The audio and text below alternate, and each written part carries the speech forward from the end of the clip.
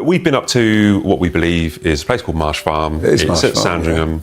Yeah. We've been looking at it this week, the last couple of days, and a lot of security fences are going up. Before we begin, subscribe to Famex and drop a comment. This story only gets stranger. Flood warnings, pest control trucks, and a rural farmhouse locals describe as anything but royal. This is where Andrew Mountbatten Windsor, the former Duke of York, is expected to live next. The property, known as Marsh Farm, sits on land where residents are advised to sign up for emergency flood alerts if nearby defenses fail. After more than 20 years inside the 30-room Royal Lodge in Windsor, Andrew is reportedly being relocated to this Norfolk farmhouse, where pest control vans, electricians, and security crews have already been spotted, even before his arrival.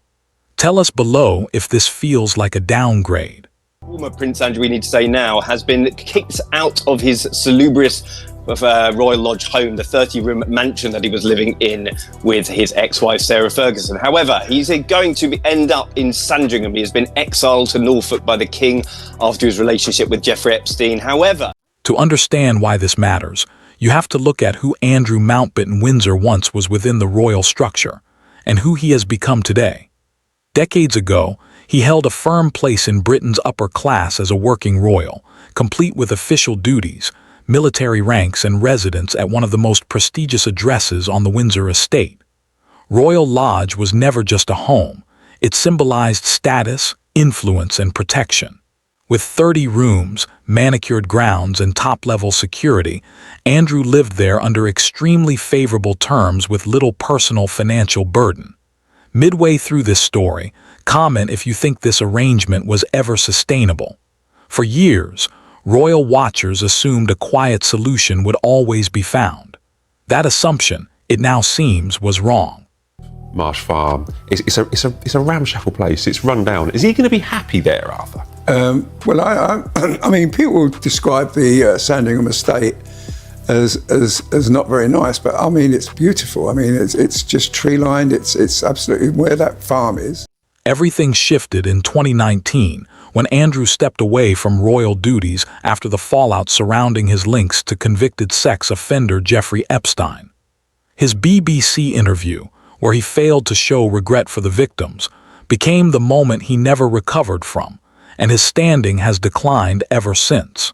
Military titles were removed, royal patronages withdrawn, and now, according to the Times, he is expected to leave Royal Lodge before the end of January, with no sign of another extension. This time, the move appears final. Marsh Farm, where Andrew is said to be heading, sits on the Sandringham estate in Norfolk, privately owned by King Charles rather than part of the Crown estate.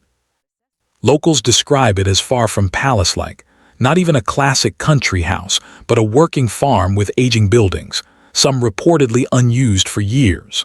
The flat rural land connects closely to nearby wetlands, known more for practicality than polished royal living. Subscribe now if you want the full breakdown as this unfolds. Flood concerns soon followed. According to The Sun, Marsh Farm sits on a flood plain, and a recent risk assessment on a neighboring property raised concerns tied to the Wolverton pumping station. That report warned that long-term mechanical failure or power disruption could trigger emergency flooding measures, including temporary pumps. While no one claims flooding is imminent, residents are advised to register for alerts if defenses fail. After 2 decades at elevated, carefully maintained Royal Lodge, the contrast could not be sharper. It's not. It's over by the other side of the road. You know, it's not in the actual estate, but it's part of it. And that's you know, to restore that house that time, they have to have a massive amount of work done on it. And I don't think it's going to happen in April because I've been talking to someone up there, and he says pest control has already entered the picture. Making matters worse, earlier this week, a van from Command Pest Control was reportedly photographed entering Marsh Farm. The company operates across eastern England and even holds a royal warrant. January is a peak month for rodent activity, according to the company's own guidance, as cold weather forces rats and mice indoors to seek warmth in walls and roof spaces. This becomes more concerning when you consider another reported rule on the Sandringham estate. Tenants are not allowed to keep cats. Without natural predators, rodents can become a serious issue, especially in older rural buildings. Whether the pest control visit was preventative or a response to problems discovered during renovation remains unclear, but observers say it reinforces the idea that Marsh Farm is no pristine residence awaiting a ceremonial move-in. Instead, it appears to be an active work site. Sky VIP engineers have reportedly been installing a high-end entertainment system, while tradespeople were seen fitting security lights, erecting a 6-foot wooden fence, and operating heavy machinery. An excavator was allegedly parked on-site as electricians worked to modernize the buildings. Internal upgrades are also said to be underway in structures described as worn-down farm buildings, some empty for years. CCTV systems are reportedly being installed alongside the fencing, suggesting concerns about privacy, access, and unwanted attention. Comment below if this feels more like damage control than preparation. News on the front pages this morning that Andrew Mountbatten Windsor is due to be evicted from Royal Lodge as early as next month. Andrew will not move directly into Marsh Farm, according to reporting from the Times on January 18. Instead, he is expected to stay in a temporary property while renovations are completed. Details about this interim home remain limited, with no confirmation of its location, size, or how long he will remain there. For someone who spent more than 2 decades in one residence, this uncertainty marks a major adjustment.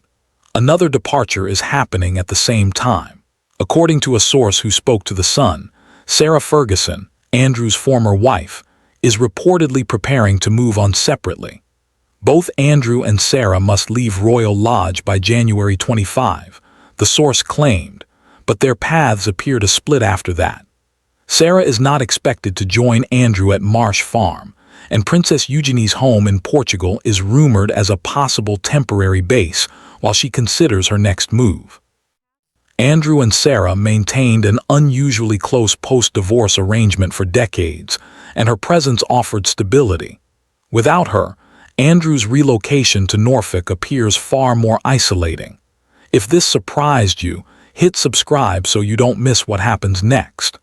There's a lot of timings at play here, because when is he going to be out? He's got until October to stay there. King wants him out by Easter, but he might actually be out by his birthday, and that's 19th of February. There's a lot of movement in this area. Marsh Farm is where he's going to be on the Sandringham estate. Everything now feels tightly compressed. Royal Lodge must be vacated. Marsh Farm renovations are moving fast. Pest control is active. Security systems are going in. A temporary home is required. And Sarah Ferguson is reportedly leaving separately. All of this is unfolding within weeks, not months. According to those tracking the situation, a source familiar with the renovations suggested the work may not be finished by April, and that significant effort is needed to make the property livable. Marsh Farm is widely viewed as a downgrade from Royal Lodge, but it is far from cheap. Security upgrades, fencing, renovations, entertainment systems, and maintenance all come with serious costs. This challenges the idea that Andrew is simply being pushed quietly into obscurity. The reality appears more complex. Publicly, the narrative is clear.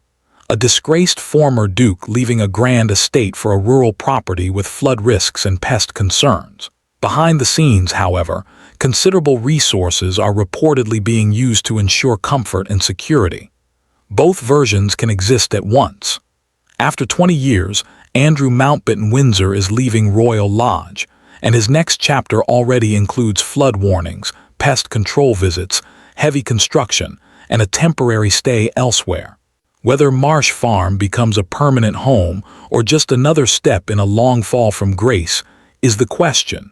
Share your thoughts in the comments and stay connected with Famex.